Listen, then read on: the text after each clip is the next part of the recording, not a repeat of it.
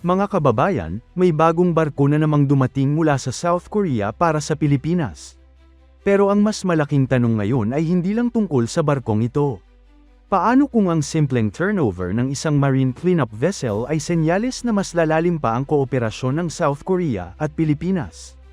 At paano kung ito na rin ang maging daan para sa susunod na malaking proyekto ng Philippine Coast Guard, kabilang na ang pagpopondo sa mga bagong offshore patrol vessels?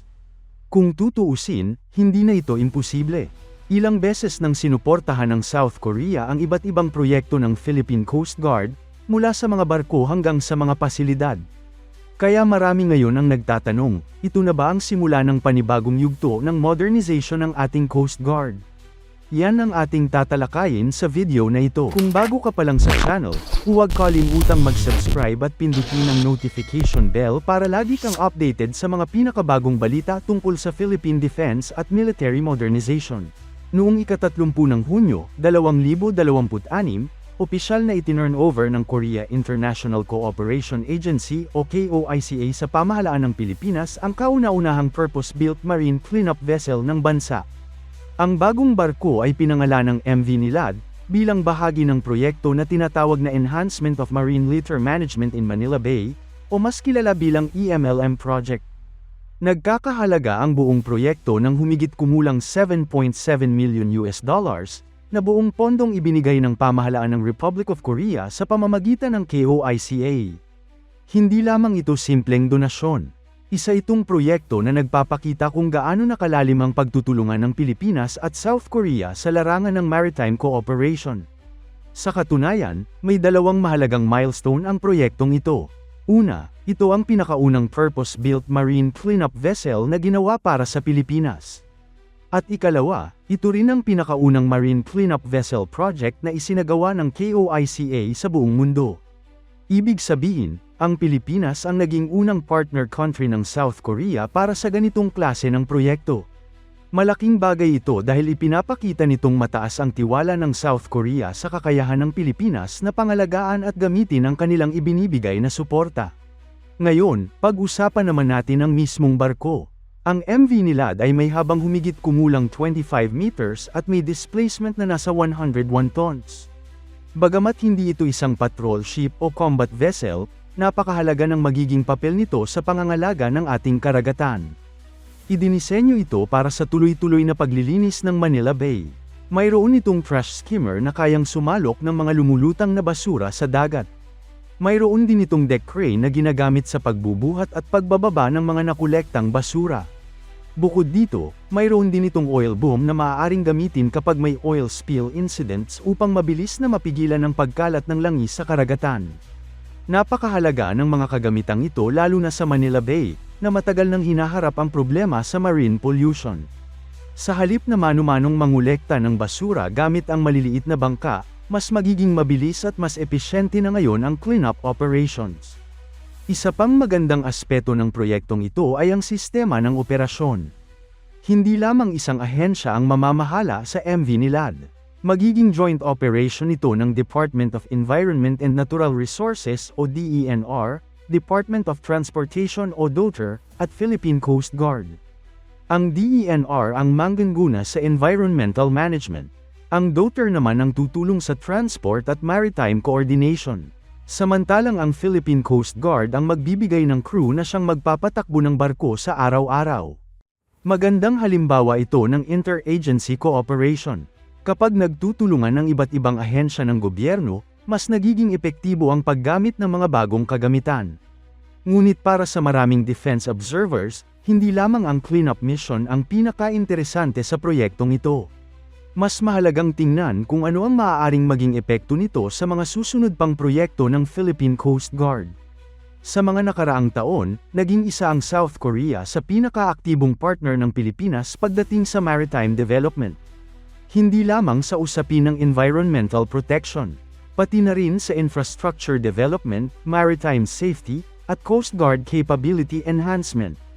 Sa katunayan, nauna nang sinuportahan ng KOICA ang iba pang proyekto ng Philippine Coast Guard. Kabilang dito ang financing para sa dalawang bagong buoy tenders.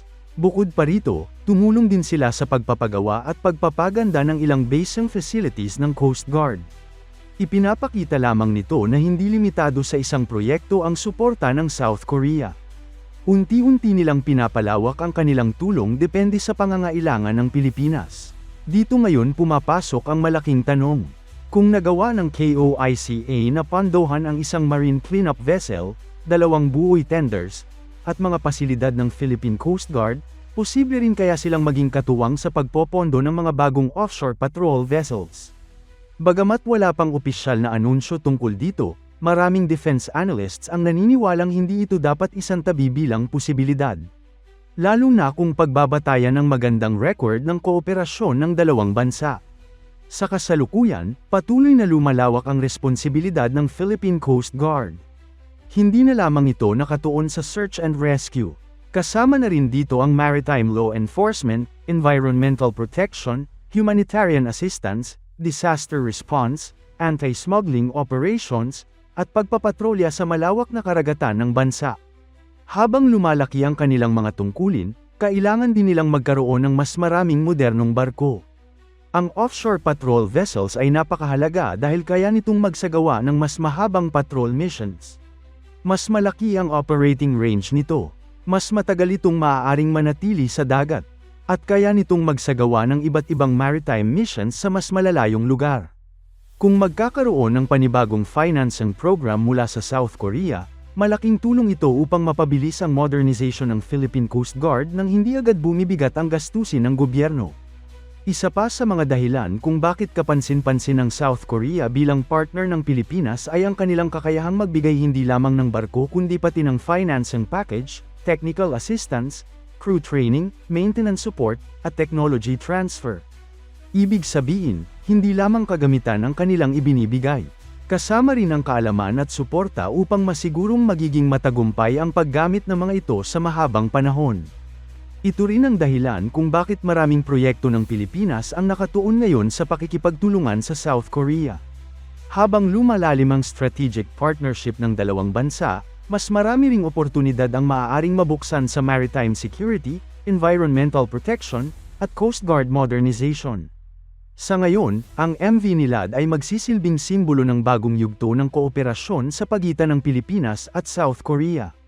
Bagamat pangunahing layunin nito ang paglilinis ng Manila Bay, maaari rin itong maging simula ng mas marami pang proyekto na magpapalakas sa kakayahan ng Philippine Coast Guard. Hindi pa natin masasabi kung susunod na nga ba ang mga bagong offshore patrol vessels na popondohan ng South Korea. Ngunit kung pagbabatayan ang sunod-sunod na proyekto ng KOICA sa Pilipinas, malinaw na bukas pa rin ang posibilidad para sa mas malalaking programa sa mga darating na taon. At kung mangyayari yun, hindi lamang mas malinis na karagatan ang mapapakinabangan ng bansa. Mas magiging handa rin ang Philippine Coast Guard sa pagprotekta sa ating karagatan, pagpapatupad ng batas, at pagtugon sa iba't ibang hamon sa maritime domain. Kaya sa inyong palagay, mga kababayan, ang turnover ba ng MV Nilad ay simpleng environmental project lamang, o ito na nga ba ang simula ng mas malaking suporta ng South Korea sa modernization ng Philippine Coast Guard? Ibahagi ang inyong opinyon sa comment section. Kung nagustuhan ninyo ang video, huwag kalimutang i-like, share, at mag-subscribe para sa mas marami pang balita at updates tungkol sa Philippine Defense, maritime security, at military modernization. Maraming salamat sa inyong panunood.